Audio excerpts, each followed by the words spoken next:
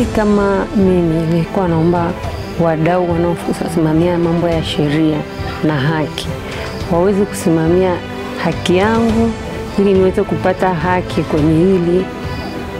Haki yake dada ipatikane, mtu aende mahakamani.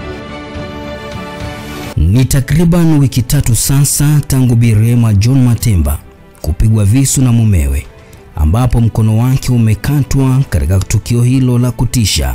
Hali yake ya kiafya inazidi kuweka Rehema katika wasiwasi mkubwa, hasa kutokana na ucheleweshwaji wa kesi yake kupelekwa mahakamani. Anapitia kipindi kigumu ambacho kinamfanya ahisi hofu na kutafuta msaada kutoka kwa wadau wa sheria na wasamaria wema ili apate haki pamoja na matibabu yanayohitajika. Jina langu naitwa Rehema John Matemba.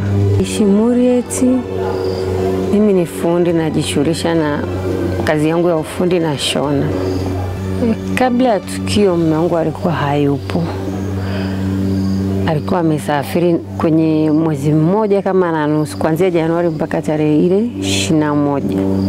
Alivyorudi ile tarehe 21 akatukuta nyumbani. Waga ni mtu akija anasalimia, lakini ile siku alivyorudi hajasalimia. Kwa hiyo tukaona labda ana matatizo yake, kwa hatukumsemesha. Alinikuta nilikuwa na kazi zangu ile usiku, nikawa naandaa kazi zangu za kufanya. Nikamaliza, nikawa kama ni Mungu tuseme. Sikupata usingizi, kwa hiyo nilivyoandaa ile kazi yangu, nikaingia kwenye mashine nikashona mpaka asubuhi, sikuenda kulala. Asubuhi kulivyokucha, nikafanya kazi zangu za nyumbani, nikajiandaa nikaondoka kwenda kazini, nikawa nimemwacha nyumbani. Jioni nilivyorudi watu wakaniambia ametoka, nikawaambia sawa. Jioni alivyorudi akarudi muda wa saa 4 na mimi nikawa saa 3 saa 2 nimesharudi kutoka kazini. Haongei. Yaani hata watu kumwambia njoo ule hajaja kula. Kwa hiyo tukawa tumeendelea vile. Ilikuwa Jumamosi. Jumapili nikawa nimejiandaa kwenda kumsalimia babangu. Babangu alikuwa anaumwa, yuko Moshoni. Nimeenda kumsalimia, nimerudi, tukamkuta nyumbani, tukamsalimia, akaitika. Kesho yake Jumatatu akawa ameondoka saa 11. Hakuaga. Kwa hiyo tukajua kwa jinsi anaondokaga haagi, na pia na hiyo siku atakuwa amefanya nini? Ameondoka. Jioni narudi kazini, nikakuta amekurudi lakini hayupo. Imefika muda wa saa 4. Wakati tunakula, tukamwona amefanya nini? Amerudi. Tukamkaribisha njoo ule. Akasema sawa, lakini hakuja. Basi mimi nikasema ngoja nipumzike hapa kwenye kochi ili baada ya muda niandae kazi yangu ya kushona.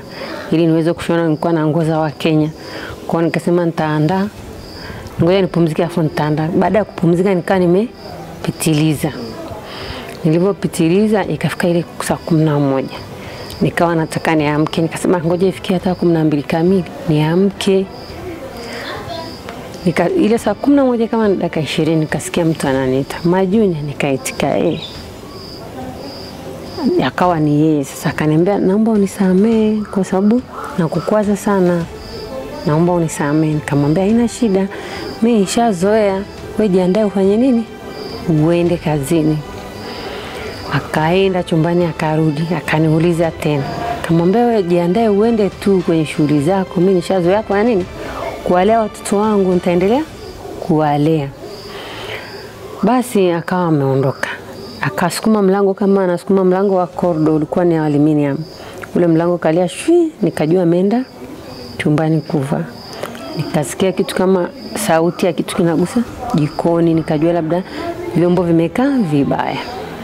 Kumbe sio vyombo, ni yeye alikuwa jikoni. Baada ya dakika 5 sijamuona, sijasikia akitembea. Nikasikia tu kile kisu cha hapa. Kwa hiyo hichi kisu cha hapa sasa akawa kimegusa kwenye hii nyama, kikagusa mfupa hapa. Nikawa nimekufa ganzi upande wote. Nikawa nimeshtuka. Sasa ile kushtuka, nikaona panga. Nikamuuliza nimekukosea nini? Na nani atawalea watoto wangu, mbona ni wadogo? Sasa nikaona ananishambulia, ikabidi sasa nifanyeje? Nimuite kakaangu. Ndio nikanaita Devi. Balusi. Akatokea yule kakaangu. Kakaangu akamuuliza, vipi Bwashe, nini unafanya? Kwenye giza maana taa haijawashwa. Kakaangu akamuuliza unafanya nini? Akamwambia ngoja nimalize kwanza. Ndio ile kakaangu kumsukuma, ndo kakaja kale katoto kadogo sasa. Kamesikia kelele, ndo na kenye kamemsukuma. Akawa panga amelitupa jikoni pale. Ile sasa katika kakaangu anamfuata, kabeba panga lake akakimbia. Ndio nikamwambia kakaangu, usimkimbize. Wewe nitie tu watu wanifanye nini? Waniwaishe hospitali. Maana ukisema unamkimbiza mtu mimi nitaishiwa na nini? Na damu. Ndio tukawa majirani kwa kweli, walivyokuwa na roho nzuri wakanibeba wakanipeleka hospitali ya Morieti. Sasa pengine mpaka sasa hivi hali yako ikoje na mtuhumiwa pengine amechukuliwa hatua gani? Mtuhumiwa tunaambiwa yuko kituo cha Morieti kwa sababu kakaangu alitoka hapa kwenda kumkamata huko kwao kijijini. Akamleta mpaka kituo cha Morieti. Amefikishwa kituo cha Morieti, nikaitwa kwenda kusaini yale maelezo ambayo niliyaongelea kule hospitali. Lakini sasa mpaka leo tunavyoongea hivi, mtuhumiwa bado yuko kituo cha Morieti na hajapelekwa mahakamani. Na kadri tunavyouliza tunaambiwa jalada linaenda kwa mwanasheria kwanza. Likitoka kwa mwanasheria ndo tutapigiwa simu kwamba tuende mahakamani, lakini hatujui kama mtuhumiwa bado yuko kituo cha Morieti au yuko wapi. Wasiwasi wako ni upi pengine sasa baada ya tukio hilo kutokea? Wasiwasi wangu ni kwamba kwa sababu kesi bado haijaenda mahakamani, hatujui kama mtuhumiwa yuko uraiani au yuko kituoni. Sina amani. Na mimi bado naendelea kuumwa, na kama hivyo mkono unavyoona bado hali yake sio nzuri. Rehema ametoa wito kwa vyombo vya sheria kuchukua hatua za haraka katika kuhakikisha kuwa haki yake inapatikana, akieleza kwamba anaishi katika hali ya wasiwasi na hofu kubwa ya usalama wake. Mimi nilikuwa naomba wadau wanaosimamia mambo ya sheria na haki waweze kusimamia haki yangu ili niweze kupata haki kwenye hili, kwa sababu mimi sijui hatima yangu iko wapi. Hapa yenyewe nimehifadhiwa kwa watu na sijui watoto wangu wako kwenye hali gani. Maana mtoto wangu yenyewe sijui, shuleni ni mbali na sehemu niliko. Kwa hiyo mtoto wangu kufika hadi shuleni ni ngumu, tumemstopisha asiende shule. Kwa watoto wako mpaka sasa hivi wako wapi? Watoto wangu wako hivyo, wamehifadhiwa kwa watu. Kwenye mkono bado mkono hali yake sio nzuri, kwa sababu mpaka sasa hivi tukiuangalia umeshabadilisha rangi. Kwa hiyo hauko tena kwenye hali yake ya kawaida. Hii chuma niliambiwa kwa ajili ya kuzuia mfupa, kwa sababu alifika kwenye mfupa akaukata mfupa kabisa. Kwa hiyo tukaambiwa itakaa mwezi na wiki 2 ndo tukatoe, ndo tufungiwe POP. Lakini kwenye vidole vyangu bado havijaweza kufanya kazi. Nilikuwa naomba wadau wa sheria waweze kunisimamia ili niweze kupata haki yangu na pia niweze kupata huduma, kwa sababu ya mkono wangu umebadilisha rangi. Hatujaelewa huko kwenye rangi gani, maana hapa una nyeusi, una njano, una nyekundu, kwa hiyo hatujaelewa ni kwa sababu gani. Kwa hiyo nilikuwa naomba wadau waweze kunichangia niweze kupata hata matibabu tofauti na haya niliyokuwa nimepata. Wakitaka kunipata, namba yangu ya simu ni 0753844672. Rehema dada wangu, na huyu alikatwa saa 11 asubuhi. Bwana wake akakimbia. Nilimtafuta, nikaenda ngampata Upare. Nimemkuta mlimani huko. Nimeulala Upare siku 2. Sasa hivi nashangaa kituo cha Mrombo cha Morieti nimemshikilia mpaka sasa hivi atuendi mahakamani. Mimi nashangaa kwa nini wamshikilie mtumiwa?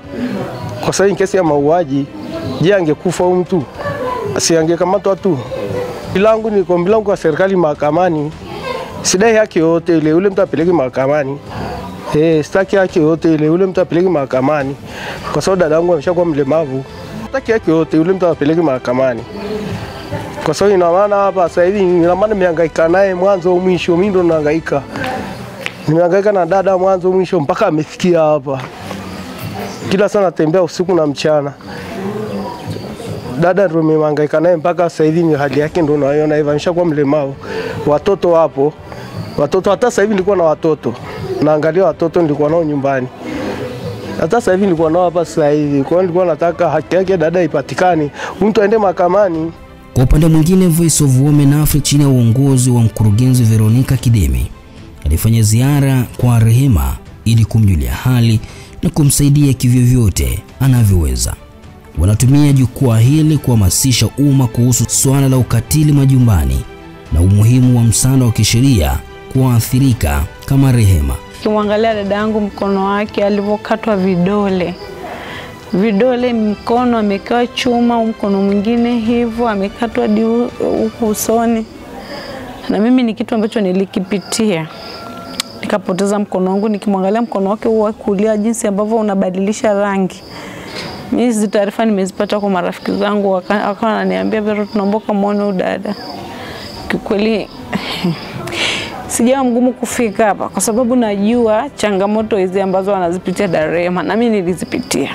Na kadri unavyoona watu wanakuja kukuona ndivyo unavyopata at least relief.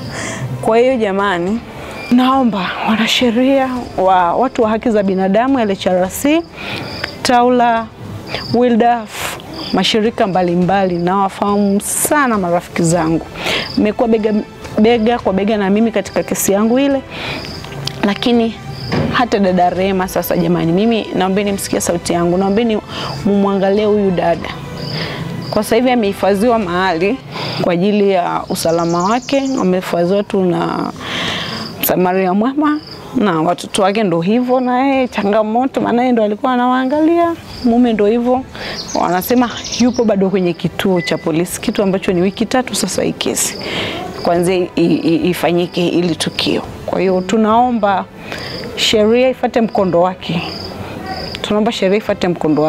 Hali hii inahitaji ushirikiano wa dhati kutoka kwa vyombo vya sheria, wanaharakati na jamii kwa ujumla ili kuhakikisha kwamba waathirika wanapata msaada wanaohitaji na haki zao zinatekelezwa ipasavyo.